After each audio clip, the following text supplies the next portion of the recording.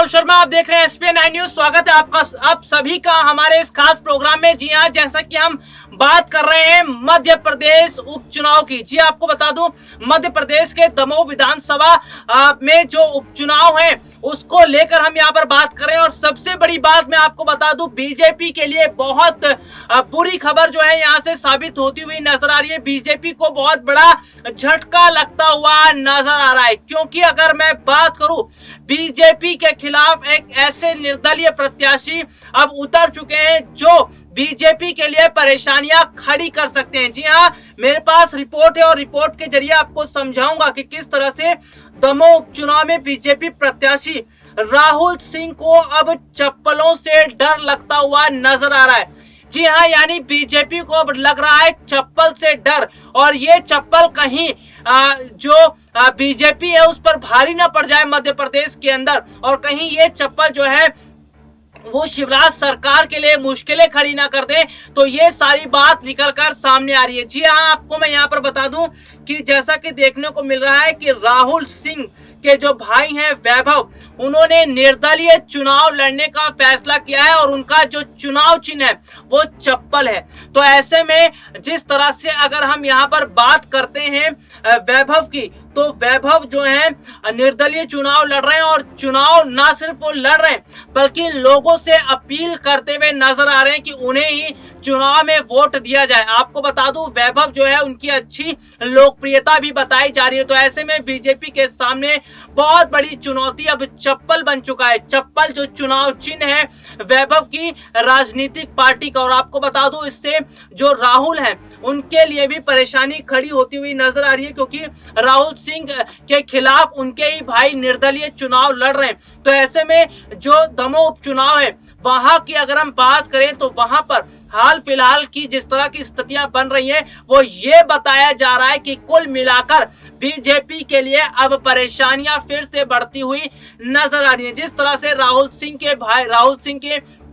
जो भाई हैं वैभव, उन्होंने चुनाव में उतरने का जो फैसला किया है, और इसके अलावा की देखिए अगर हम बात करें तो जो स्थितियां बनती हुई नजर आ रही हैं उसे देखकर ऐसा लग रहा है कि वाकई में जो बीजेपी है उसके लिए परेशानियां बढ़ती हुई नजर आ रही है। और आपको बता दूं कि बीजेपी जो ये चुनाव है उसको जीतने की पूरी कोशिश कर रही है। हालांकि कांग्रेस पार्टी भी पूरी कोशिश कर रही है कि दोनों उपचुनाव जो है उसको जीता जाए और वहां पर अच्छी सीटें निकाली जाए, लेकिन जिस तरह से बीजेपी के सामने एक बार फिर से नई मुश्किल खड़ी हो गई है और राहुल सिंह के भाई उनके खिलाफ निर्दलीय चुनाव लड़ते हुए नजर आ रहे हैं, और ना सिर्फ चुनाव लड़ रहे हैं बल्कि जिस तरह से वो लोगों से अपील करते हुए नजर आ रहे हैं, जिस तरह से वो वहां के लोगों के साथ जुड़ रहे हैं, तो इससे बीजेपी के लिए मुश्किलें खड़ी हो सकती हैं। आपको बता दूं कि जिस तरह से अभी तक देखने को मिल रहा है कि फिलहाल मध्य प्रदेश के अंदर बीजेपी की स्थितियां भी कुछ ठीक नहीं चल रही है। बीजेपी में भी कहीं ना कहीं गुटबाजियां देखने को मिल रही है, और ये गुटबाजियां सिंधिया उनके समर्थक और उसके अलावा शिवराज उनके समर्थक की। हालांकि अगर हम बात करें तो ये गुटबाजी खुलकर सामने नहीं आ रही है, लेकिन बीजेपी एक तो अपने अंदरूनी जो लड़ाई है उससे लड़ती हुई नजर आ रही है, तो दूसरी तरफ बीजेपी के खिलाफ जो है जो उनके प्रत्याशी के खिलाफ उनके भाई ने ही चुनाव में उतरकर ऐलान जंग कर दिया है। इससे साफ पता चल रहा है कि बीजेपी हर तरह से मध्य प्रदेश के अंदर कई मुश्किलों का सामना करती हुई नजर आ रही है। यानी कि अगर हम बात करें, एक तो देखिए मध्य प्रदेश में बीजेपी के अंदर शिवराज सिंह चौहान ने ज्योतिरादित्य सिंधिया और उनके समर्थकों की जो स्थिति है वहां उनकी जो लोकप्रियता है उसको कम करने की बाकायदा जो कोशिश की जा रही है। उसके अलावा जो दमोह उपचुनाव है वो भी बीजेपी के लिए सरदर्द बना हुआ है, क्योंकि कांग्रेस ने भी कमर तोड़ कोशिश करते हुए दिग्गज उम्मीदवारों को उतार दिया है मैदान में। तो ये जो चुनाव है वो कांग्रेस और बीजेपी दोनों के लिए एक चुनौती तो है ही, इसके साथ ही साथ निर्दलीय उम्मीदवार जो वैभव खड़े हुए हैं, इससे साफ देखने को मिल रहा है कि राहुल सिंह के वोट कट सकते हैं। राहुल सिंह को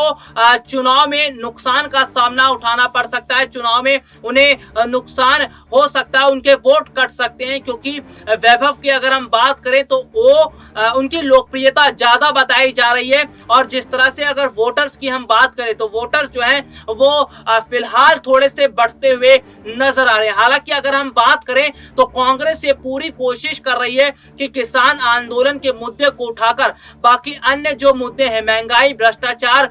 इसके अलावा अन्य मुद्दों को उठाकर बीजेपी को पूरी तरह से घेरा जाए और जो उपचुनाव है इसमें बीजेपी के लिए मुश्किलें खड़ी की जाए। तो ऐसे में बीजेपी की तरफ से जो है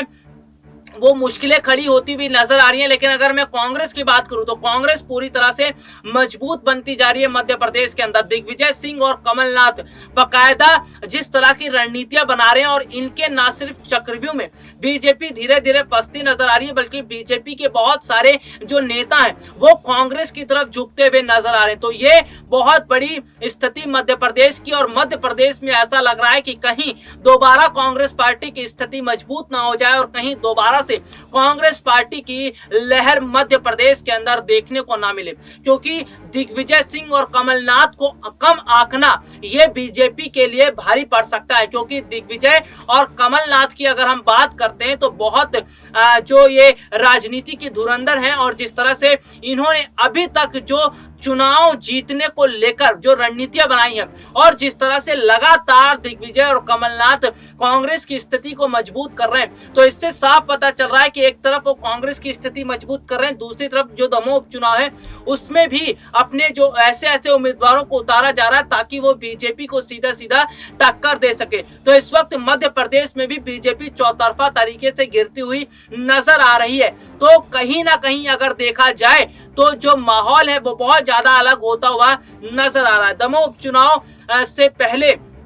स्थितियां ये बताती हैं कि कांग्रेस का पलड़ा भारी होता हुआ नजर आ रहा है और बीजेपी के सामने ढेर सारी चुनौतियां सामने आकर खड़ी हो गई हैं। अगर हम बात करें तो जो ये चप्पल का जो चुनाव चिन्ह है, वैभव ने बहुत ही ध्यान से, बहुत ही सारी चीजों को ध्यान में रखते हुए इसे चुनाव चिन्ह बनाया, ताकि वो ये बताना चाहते हैं कि इस चप्पल के जरिए वो अपने विरोधियों को धोना चाहते हैं, वो अपने विरोधियों को यहाँ से चप्पल के सहारे चप्पल मारकर उन्हें यहाँ से बाहर निकालना चाहते हैं। तो बहुत सोच समझकर इन्होंने चप्पल का जो है चुनाव चिन्ह लिया है। और देखिए बकायदा दोनों हाथों में चप्पल लेकर वो लोगों के पास जा रहे हैं, वोटर्स के पास जा रहे हैं और उनसे अपील कर रहे हैं बकायदा कि उन्हें चुनाव में जो है जीत मिले और इसके लिए उन्हें ज्यादा से ज्यादा वोट दिया जाए। तो एक तरफ तो कांग्रेस जो है लगातार जो उपचुनाव है उसको जीतने के लिए तमाम तरह की कोशिशें कर रही है, और ना सिर्फ कोशिशें कर रही है बल्कि